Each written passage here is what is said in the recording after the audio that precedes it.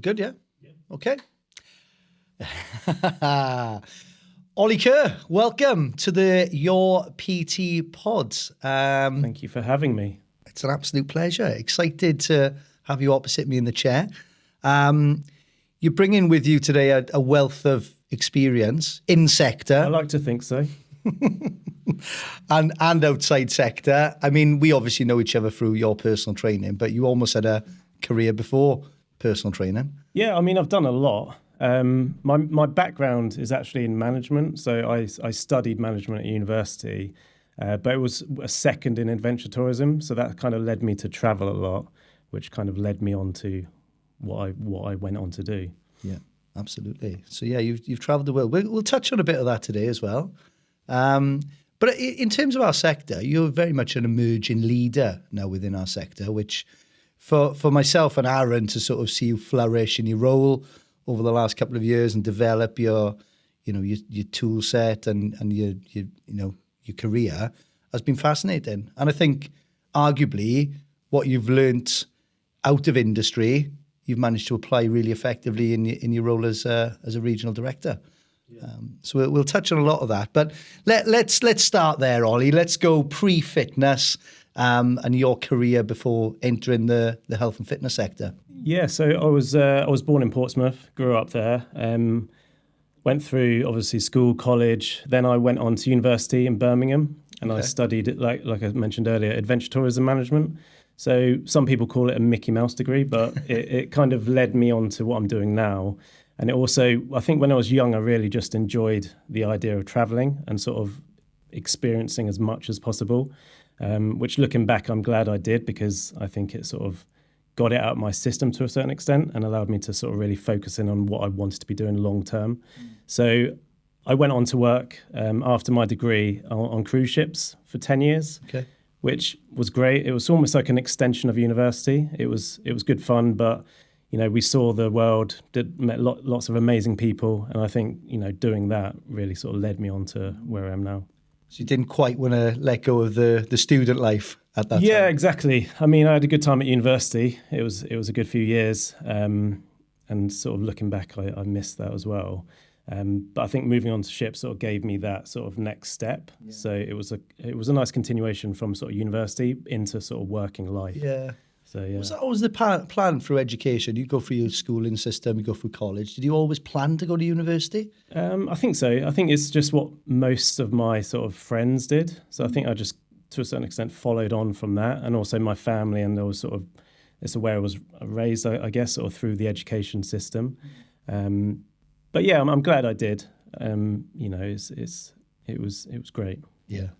I think you learn a lot about yourself, don't you? Especially if you go away to university. I've argued that case for many years because I done my education, came out of college, went to Loughborough, and looking back, it wasn't the academic side of it. It was the life lessons. And yeah, I think that's a big part of university, isn't it? It's not so much what you're sort of learning in the classroom; it's what you're learning outside of it.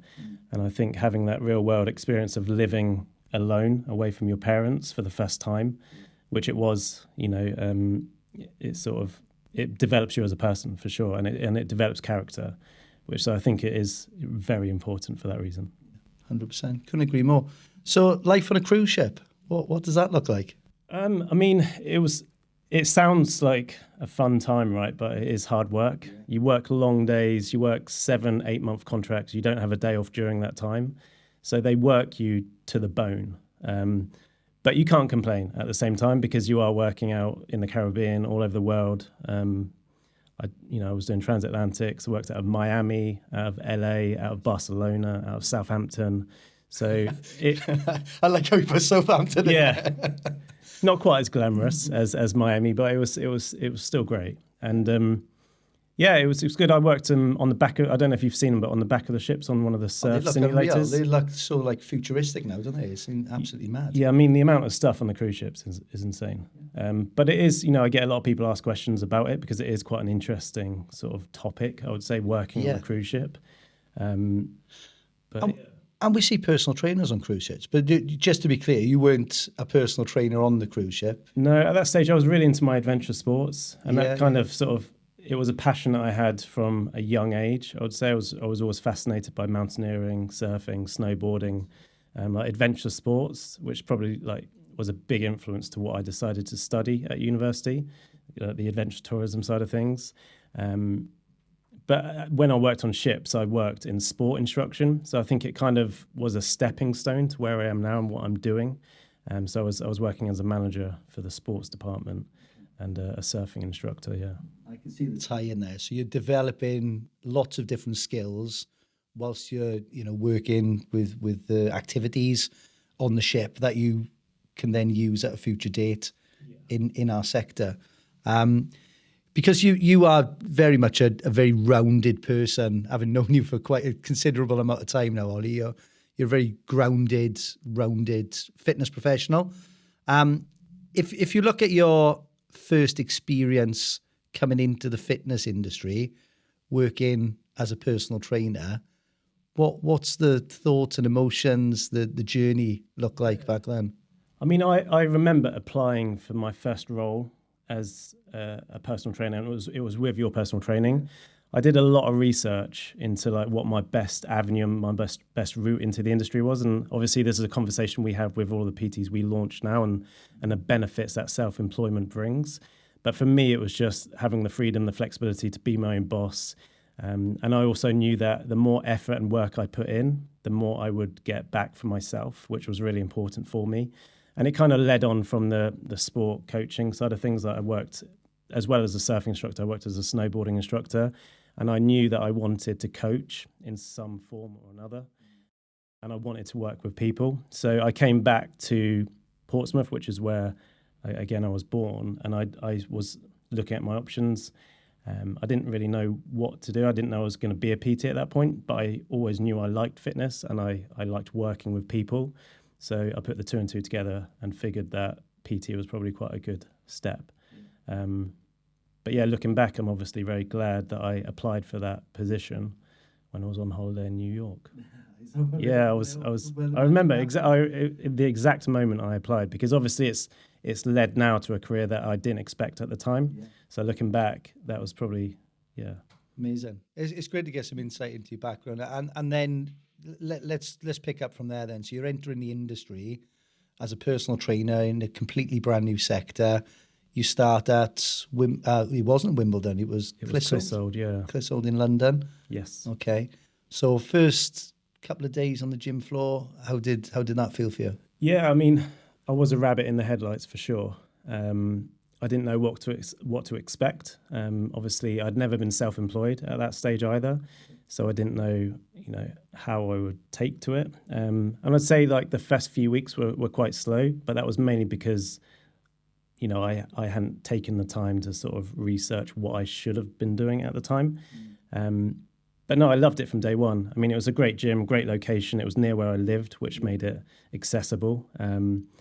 And I think I was lucky in the sense that Clissold is located in a fantastic area where there's, a lot of disposable income. So I think that helped. And I think there was a massive demand for PT. And even though I was, I think at the time, the 12th PT in the gym, once I had that confidence and once I had learned how to approach people and how to sort of generate leads in centre, it sort of went from strength to strength. And as soon as I had my first client, which is what I say to all PTs nowadays, is that gives you a massive confidence boost and it proves that your system works. And then it's just a case of repeating, that process. And before I knew it, after say 5-6 weeks, I had a good client base, and it gives you that sort of that desire to push for more and more at that time. So yeah, it's a critical part actually, isn't it? That early kind of 90 days really of starting as a PT, you can doubt yourself, you can second guess yourself and think the methods that you're setting out don't work.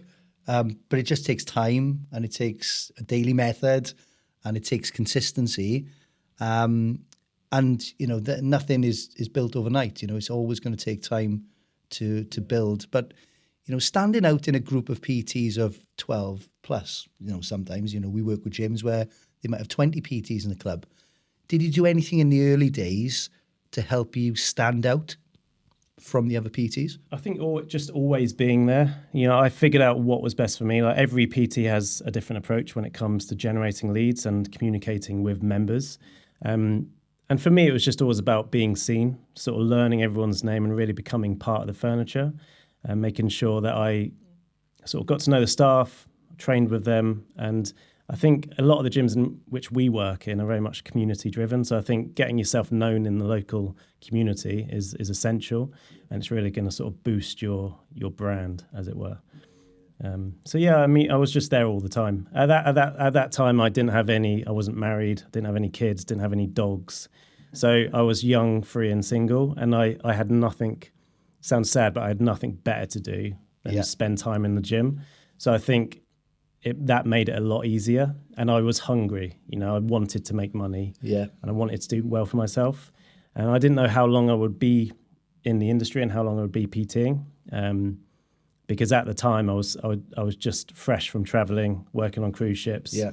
I saw myself as a sort of nomad, as it were. Like I wanted to move about, travel, see what I wanted to do, and so I didn't realise I'd be PTing for as long as still hadn't shaken that university thing off. Yeah, exactly. But now I feel I'm more settled and I'm more focused in on what I want to be doing, and what I enjoy doing. When did you start at your PT? Cool. 2016. It's a lot of ground covered. Because you now are settled and you've got a family and you've got the dogs. And I mean, so much has changed. It's been rapid, like the years, as you know, sort of the older you get, the quicker they go. And it's just like 1 year led to the next. And then sort of I met my now wife. I've got a 3-year-old little girl called Ada, 2 chihuahuas. So they keep me busy. But, I still find time for what I'm passionate about, which is like travel, sport, fitness. 100%. No, that's brilliant. And one thing that you were used to coming from your background with coaching and the cruise ships was graft. So I think applying that graft in the early days is critical. You mentioned something earlier, Ollie, just to circle back to when you were looking for PT roles, you said that your PT, you did some mystery shopping and your PT stood out. What element stood out to you at that point? What were you looking for that you thought, actually, I could really benefit from that? I mean, I wanted to be my own boss because I had been worked so hard on ships and I was always on somebody else's sort of timetable and schedule. I think the level of freedom that self-employment brought really appealed to me. And I knew responsibilities and obligations would come with that responsibility, but then I was willing to sort of take that chance knowing that it was going to be the best approach for me. So yeah, the freedom, flexibility, obviously the earning potential as well. When I had a couple of interviews at other gyms, I won't mention any names, but when I figured out, what you get paid in return for delivering what is a professional service, it's pretty disgusting. So I very quickly figured that I wanted to be self-employed. And so your PT sort of offered everything at the time that I was looking for. Nice. Yeah, you're a clever guy. You've developed in your role. So you started as a self-employed, just for context, you started as a self-employed PT. You then moved to a regional PT manager where you were involved in recruiting and mentoring personal trainers, and now a regional director, which is a full-time role within the sector. You're now responsible for kind of a large region, almost 300 PTs within your region, Ollie. We're getting there. Absolutely. In quite a condensed population as well. So predominantly London, but then the south area that you look after as well. Now that you're recruiting PTs and you've got a lot of experience in that, are there any common traits that you see with personal trainers entering the sector that help them stand out and thrive as fitness professionals? I mean, yeah, I think the longer you're in this business, the quicker you identify, what makes a good PT. And I think for me, it's always about personality and sort of character, because I think being a good PT, technically, you can learn and you can educate yourself, but being a nice person, being approachable, having a good character is a lot harder to teach. So I think that's number one for me, is looking for that and seeing the potential that's within. So yeah, I guess just getting to know somebody, asking questions, finding out bit about them, their background, where they've come from, just like you are asking me now, is super important. And that's kind of what I base my approach when it comes to recruitment and onboarding of PTs. Yeah, so just being personable. Yeah, exactly. Yeah. Because that goes a long way, and that shines from the PT to the members in the gym, and members, that's what they look for as well. Just like I look for that in a PT, members look for that in their own PTs. So, yeah. It is. You can't get away from it. It's a very personality-driven sector, isn't it? And I mean, you know, if you're turning up to an interview with yourself, it's important to come with the right attitude and the right kind of persona because what you're analysing is how that's going to manifest in a gym floor environment. Yeah. And if it's standoffish, if it's negative, it's never going to work in our sector. Yeah, you've got to break down that barrier. And I always say to PTs that a lot of members find the idea of having a PT quite intimidating, which is crazy because, you know, the PT's there ultimately to help them. But if you can break down that barrier and make yourself more approachable, so just by smiling in your profile photo makes a massive difference. And it's still amazing how many PTs submit profile photos in which they look quite sort of, you know, like not in a good mood. They're not smiling, and straight away that's a reason for that member not to contact that PT. So I think because it is such a personal industry and a personal profession, I think having that is a basic. Yeah, absolutely. Okay, so as you're going through the recruitment kind of cycle to a PT's journey, PTs enter the sector. It's never a straight road, you know, contrary to what some might believe. You're going to have speed bumps. When you're mentoring personal trainers, are there any red flags that kind of stand out to you in the early days that you might step in and recorrect or certainly coach on in that early sort of 90 days of a business journey? Yeah, I think they're normally always visible, like the red flags. And it's normally the very basic things, but a lot of the time you can spot those things at interview stage. Obviously, we have quite a comprehensive onboarding journey. So, you know, that and the reason for that is to be able to sort of pick up on those things. But a lot of the time they obviously slip through the net. And but things like communication is important. The way they communicate is important. And time at the gym is another massive reason why PTs don't succeed. And bottom line is, if you're not spending time at the gym, you're not going to get that engagement that you need in order to convert those members into clients. So, but I think, like I say, as long as you have the personality, you're spending time at the gym, everything else we can teach and we can coach. When it comes to how to communicate, how to book in taster sessions, how to deliver those taster sessions to give yourself the best chance of, you know, booking clients. Yeah. Interesting to get your view on this. So taster sessions, a lot of PTs coming into the industry now, they think they should never give anything away for free. How important do you think taster sessions are, and how important were they for you when you started off? Really important, massively important. And yeah, I get PTs, you know, talk to me now saying, "Oh, I don't want to offer taster sessions," and I'll say, you know, you're going to make your life very difficult because that's your chance to sell yourself. And you know, I had taster sessions when I started, you know, just within a few weeks being at the gym, and they led to clients that were then my clients for the next 8 years. So that time invested, and I know it's time for nothing because you're not getting paid for it. But if that leads to a client that's going to be your client for the next 8 years and train with you consistently once or twice a week, you can work out, you know, the revenue you're making from that taster session. So yeah, I think it's essential, and it's good for you, good for the PT as well, because if the person you're training, if you don't get on with them, are you really going to want them to sign up for a pack of 20 sessions and be stuck with them for another 20 hours? So it works both ways. It's for them to sort of assess you as a PT and a fitness professional, and it's also for the PT to assess whether or not they feel they can work with this individual and give them good value for money, which is what it's about. So yeah, taster sessions, 100% every time. I can see it because it is a personal journey, isn't it? And you have to have that secure relationship from the start and be comfortable that you can actually help that individual achieve their results as well. Yeah. So I don't disagree. I think it's a critical part, but it's an interesting narrative that we see nowadays with, you know, the perception of devaluing a service. But for those who aren't familiar, taster sessions are they've been around since the start of PT, really. It's a window of opportunity to showcase your expertise to an individual who will then potentially buy a package solution of your services. But for you, Ollie, with your experience, what key pillars should form a perfect consultation or taster session in your opinion? So time-wise, I always put an hour towards a taster session because, again, it's worth that time. If it's going to lead to a client, and it's worth every moment of the time.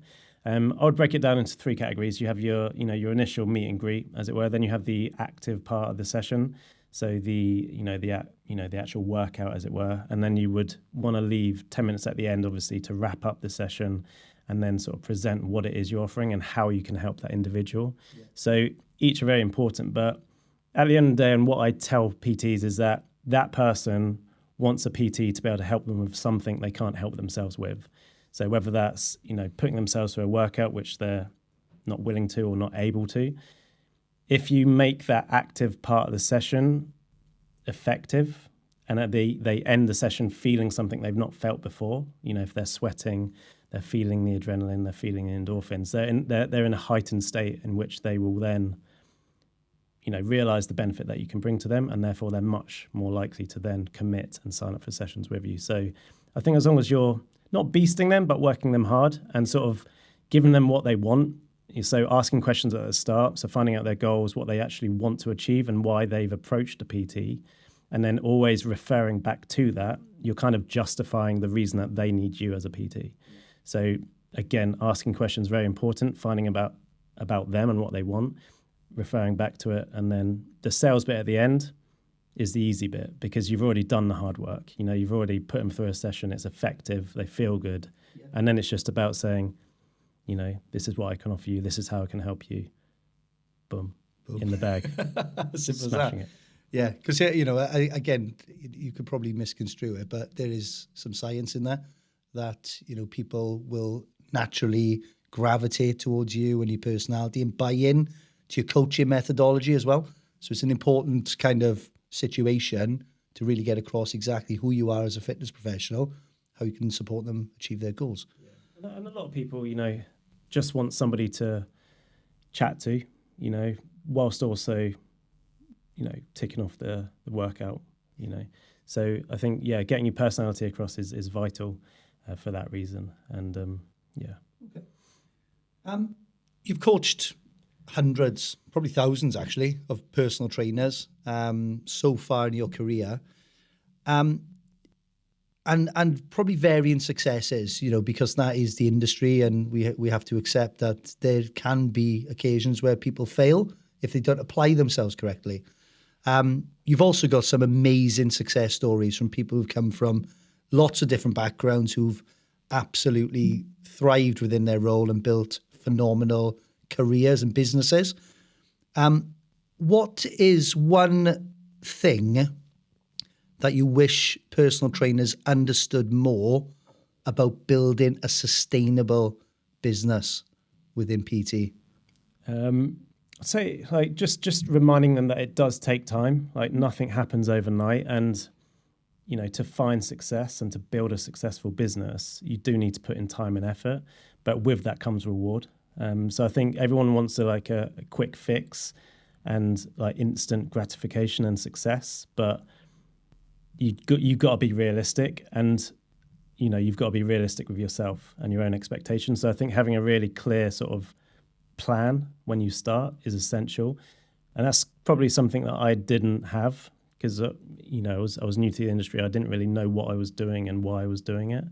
So a lot of it was trial and error, but I think having a clear blueprint is what leads to success. And I think if you can sort of build that into the PT when they're launching, and also set realistic expectations, and it's not made easier with the influencers online now, is people think that they can be, a multimillionaire overnight just by setting up a YouTube channel. It's just not realistic, but you've got to put in the graft initially, and that may lead to that success, where it will, Yeah, absolutely. It can be a common distraction these days, can't it? With social media and that side of it.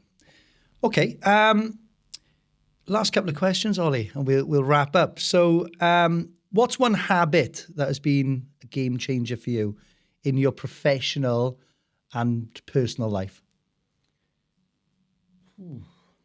Finding time for myself. Nice. Yeah, because I think you're coming from a background of graft. It's, I think as you get older, you need to sort of set aside time for yourself and sort of do what interests you. So for me, obviously, it's spending time at the gym, spending time in my garden, spending time with my family, and also having things to look forward to is really important because it gives you a reason to continue sort of working towards those things. So yeah, I think it's just like being strict with my time, being strict with my schedule, setting aside time for myself, my family, and I think so. I think just having structure in your day to day, your week to week, your month to month, and that's really really important for me. Absolutely, I enjoy our conversations about gardening as well. I think Yeah, we've got a shared appreciation, haven't we? I need to see a photo of your hanging basket. Yeah, no, absolutely. I'll be sure to send them across once they're Yes, I look they're forward up to for the it. summer. I look forward to it, James. Okay, Ollie, that's been fantastic. Thank you so much for your time and your insights in today's podcast. As a final note, we always do like to give the last word to the guest. So as a final question to you, what is one piece of advice that you'd give someone just starting out fresh in the fitness industry? I would say, remember the reason you started is one, because as we've discussed, there's so many benefits to being a PT, and there's so many benefits to being self-employed as a PT, and so yeah, it's not easy, it's tough, and you're going to face challenges and hurdles along the way. But if you always think back to the reason why you initially became a PT, you wanted to be self-employed, it becomes a lot easier to give yourself the incentive and the motivation to sort of get up, start the day, and overcome. Thank you very much. Mr. Kerr, thank you once again. We'll do this again soon. Yeah, no, I'd love to. Like I say, this is my first podcast, so it's been a new experience to me, but yeah, it's been enjoyable. It's nice to have a cup of tea and a chat. You're an absolute natural. Nice. Thank you. Bing!